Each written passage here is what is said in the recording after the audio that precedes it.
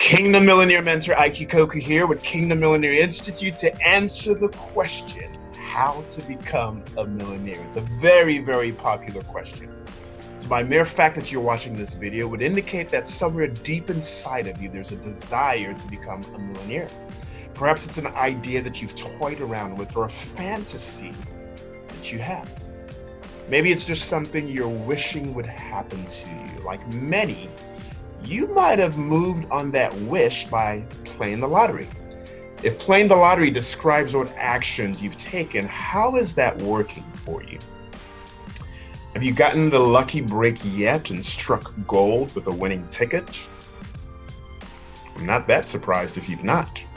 I don't know what the odds are in your state, but here in Georgia, when you play the Fantasy 5, you have to choose 5 numbers between 1 and 42, and your odds of winning are 1 in 850,688, which is a little deflating.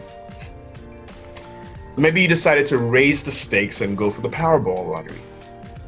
Well, you know, that's the Powerball lottery. That's the same one in 2018 where somebody had a $1.5 billion payout. Somebody, actually, there's a trio of people out of Simpsonville, South Carolina. Well, when you go for the big prize, Powerball.com says the odds of winning are 1, check it out, 1 in 292 million are the odds of success that you have in winning the Powerball lottery. So if you thought 1 in 850,000 and change were bad odds, I'd love to hear what your thoughts are about 1 in 292 million as being your odds for success at winning the Powerball lottery. How likely are you to actually win that lottery? Beyond highly unlikely as being the right answer, the odds are so bad that a few things you're more likely to do include becoming the President of the United States of America, getting struck by lightning, having identical quadruplets, getting killed by a vending machine, getting into Harvard University, and here's my personal favorite, you're more likely to get killed by a falling coconut. As unlikely as all of those things are, you're actually more likely to have any one of those things happen than you actually win in the lottery. And if the stars just don't seem to align perfectly for you, and you do win the lottery, you want to know what the good news is? I mean, if you're fortunate enough to have the stars actually line up and you do win the lottery, here's the good news. For starters, you're rich, right? And so that's pretty impressive. But for another, you instantly make a ton of what I like to call frenemies, right? These are those imposter friends that are looking to leech off of your earnings. Frenemies are not desirable people to have around you, to say the least. And if you get past the headaches of frenemies, another issue is the unexpected wealth. There are a ton of other issues that your unexpected wealth and wealth of that magnitude presents. If you do make it past that, the number one advice is don't make too many long-term plans. Why, you ask? Well, research shows that 70% of lottery winners end up broke in just a few years. As a matter of fact, Powerball predicts that the 3 winners of the $1.5 billion Powerball jackpot in 2008 would likely all be bankrupt within 5 years.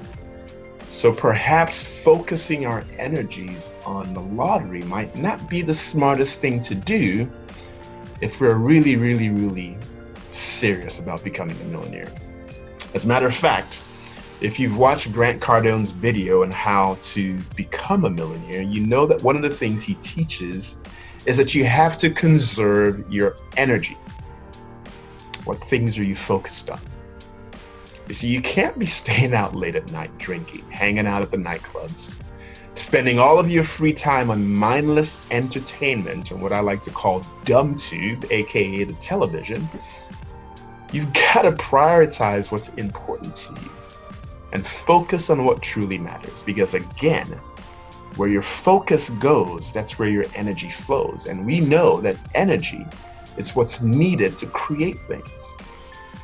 So Grant Cardone reminds us to pay attention to where our energy is flowing by shifting our focus to activities that will create the outcomes you desire of becoming a millionaire. One of those activities, and the one that I want to center my attention on today, is simply understanding the difference between wishing to be rich, which a lot of people do, versus having a real desire to be rich, which a lot of people don't. So if you're in the camp of those who are simply wishing to be rich, you might as well hang up your dreams on becoming rich, because they will never happen. Why, do you ask? Here's why.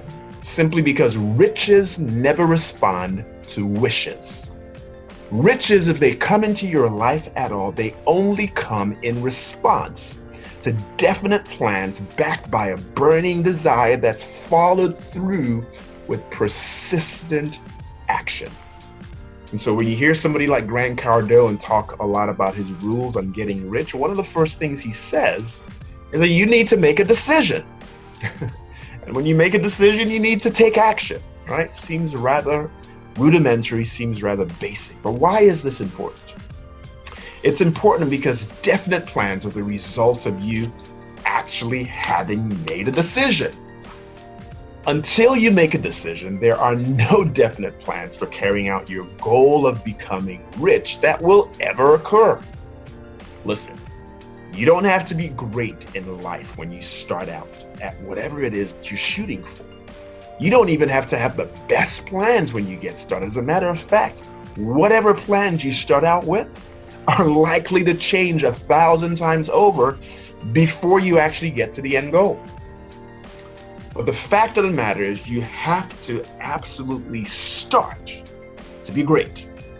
You don't have to be great to start, but you gotta start in order to be great. That's why Grant Cardone says you need to make a decision. And once you've made a decision, don't get all hung up about knowing all the steps that you need to take.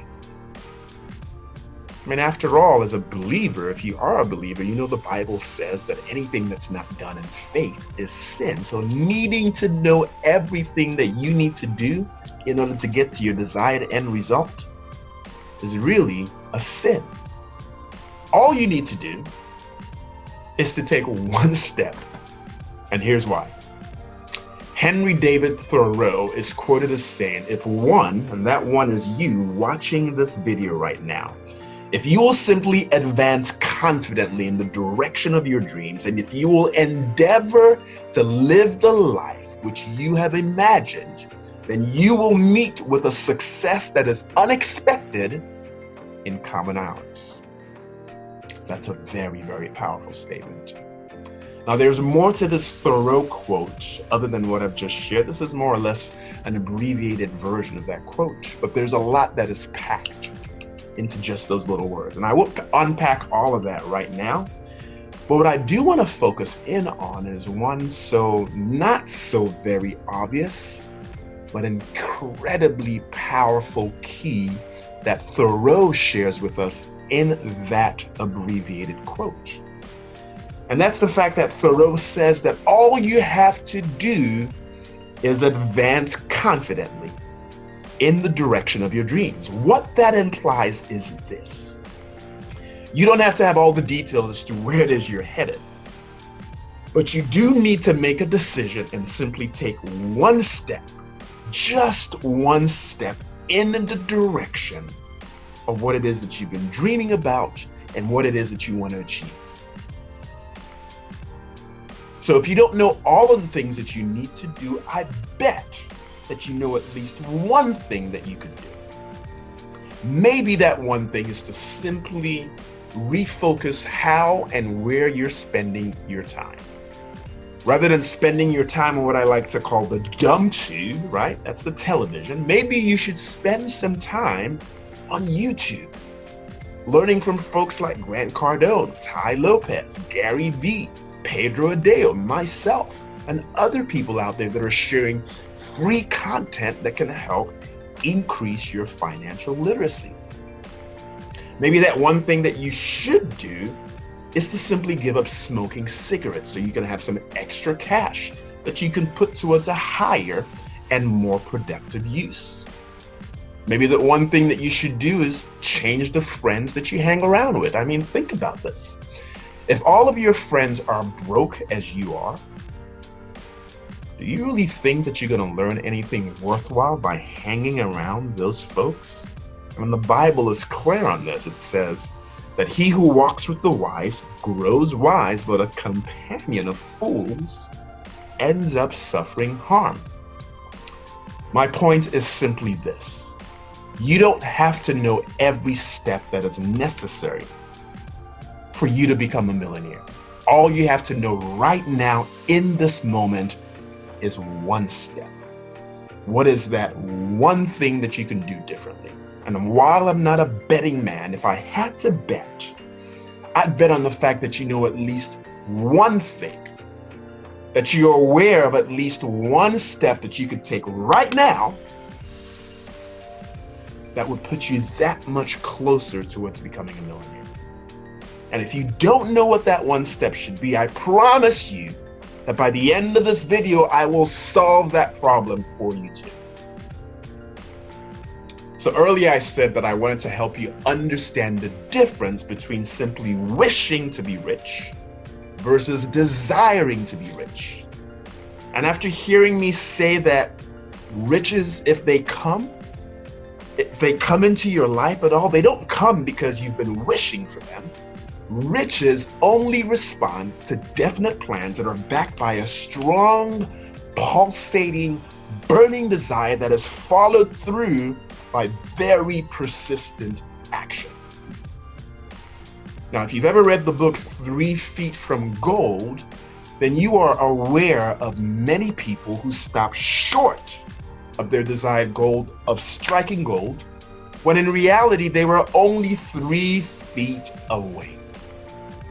Don't let that be you. The difference between those who make it to the finish line versus those who don't sits squarely on the shoulders of persistent action. But persistence isn't the part of the equation that I wanted to focus on right now. Desire is, and not just any desire, but I mean a strong, burning, obsessive desire for wanting to become a millionaire.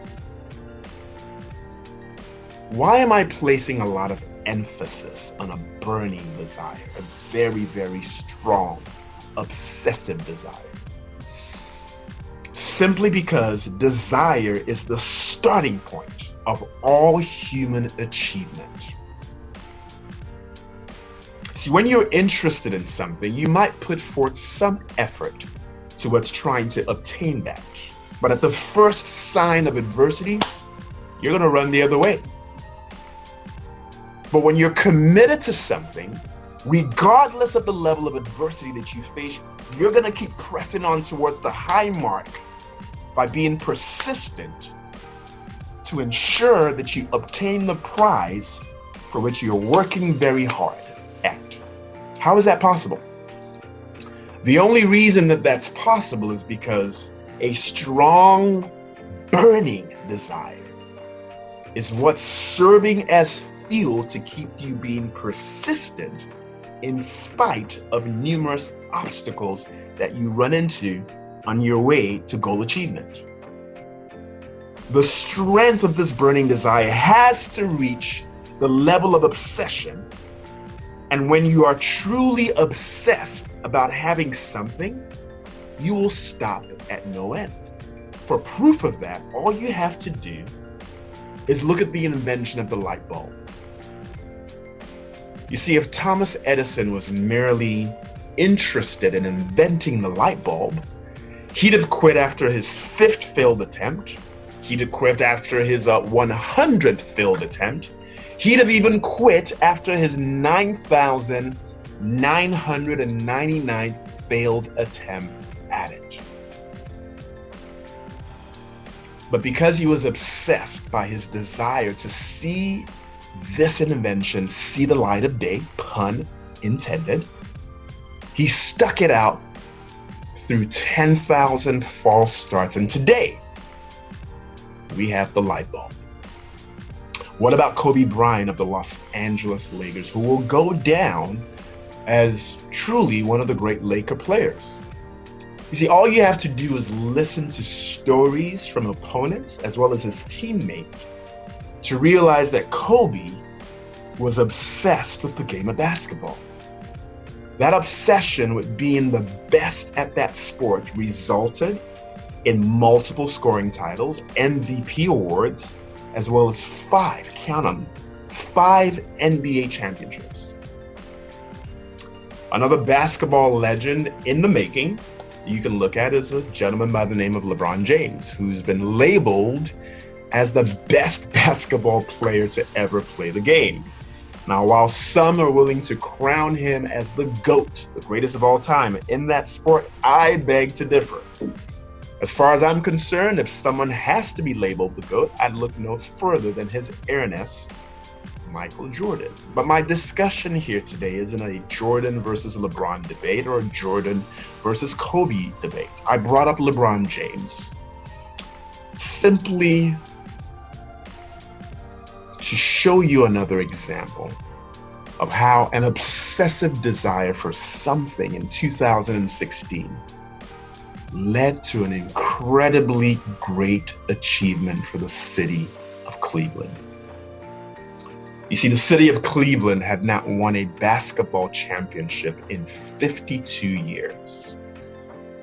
Down 3-1 in the NBA Finals and facing a Golden State Warriors team that had been so dominant in 2016 with 73 regular season wins, a mark that eclipsed the prior record of 72 by the Chicago Bulls, it would have been very easy for LeBron and his team to throw in the towel.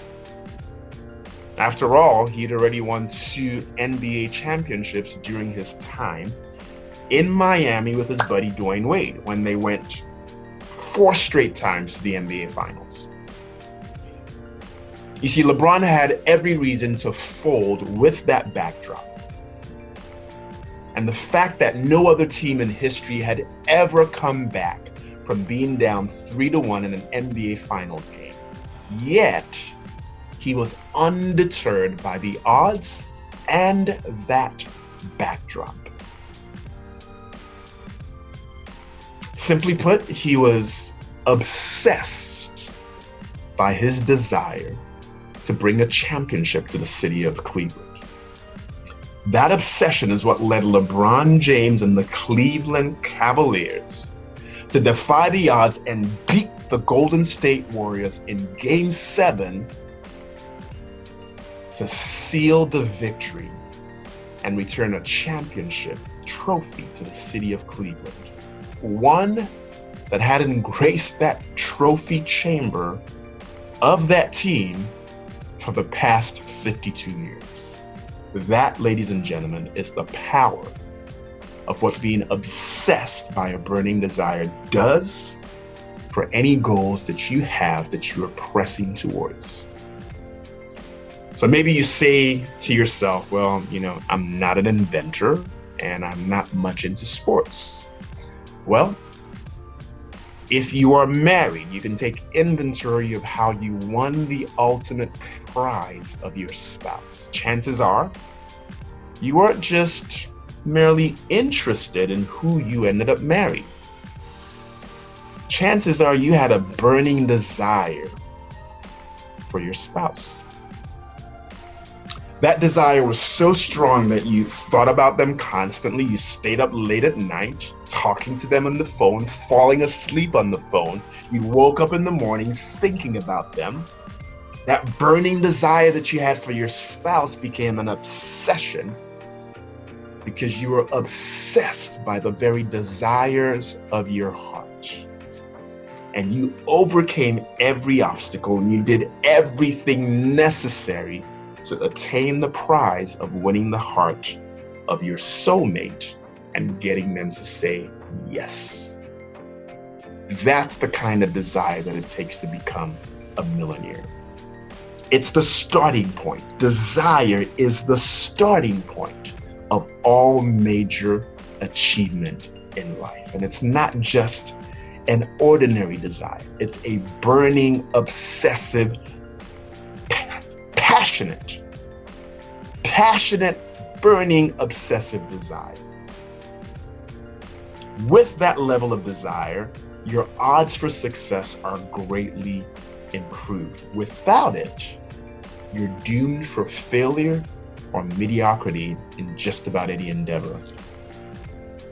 So listen, I've covered a lot of ground in this video today. I've talked about wishing versus desiring to become a millionaire.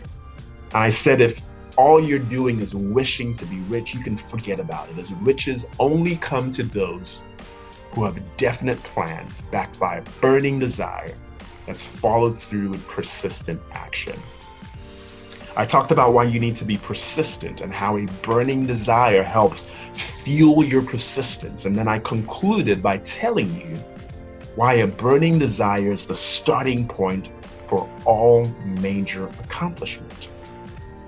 Now, in talking about Grant Cardone's rules for making decisions, for becoming rich, he talks about you got to make a decision. And once you make a decision, you got to take action.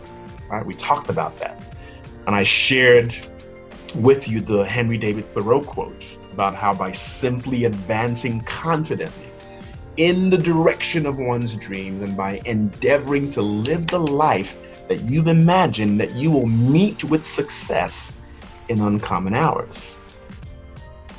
And I pointed out the key in that quote was that all you had to do was take one step. You didn't have to know all the steps necessary. Just one step is all that's necessary. Just knowing one thing that you could do to simply place yourself in the trajectory of your dreams. And I said that you probably know what that one thing is, but if you didn't, then I would also solve that problem for you here at the end of this video by telling you one thing, one move that you could make that would put you squarely on the path to becoming a millionaire. I hope you can sense my passion as I talk about this, right? And so I want to be a man of my word, and I want to deliver on that promise that I made. The reason why I'm so passionate and why I speak so passionate on the topic of becoming a millionaire is because I've had to live what I'm sharing with you. All the fears, all the doubts, all the self-limiting beliefs, all the invisible boundaries in my mind that had me believing that I was a prisoner to the unfavorable financial circumstances that I found myself in were all things that I had to figure out what my first step was going to be in order to be able to overcome them and move in the direction that I wanted to go and become a millionaire. But before I ever got there, times were tough. Times were really, really tough. And while it's been over a decade since I found myself in a bit of a financial pickle that threatened my financial existence, I still remember it like it was yesterday. See, my wife and I had suffered a trifecta of factors that led to a complete financial meltdown and complete financial devastation. After seeing investment properties that I owned in the early 2000s foreclosed on, watching asset values get crushed, seeing significant losses take place on our domestic and international investments, all the while going through an extended period of underemployment, not being gainfully employed. The facts around our present financial circumstances then spelled sudden financial death. Faced with a bankruptcy, no income, no assets, and really questions as to what our housing situation was going to look like, every self-limiting belief that I had buried deep on the inside, deep within my subconscious mind, manifested And what were invisible boundaries that I had created in my mind felt more like a life sentence of solitary confinement to financial poverty.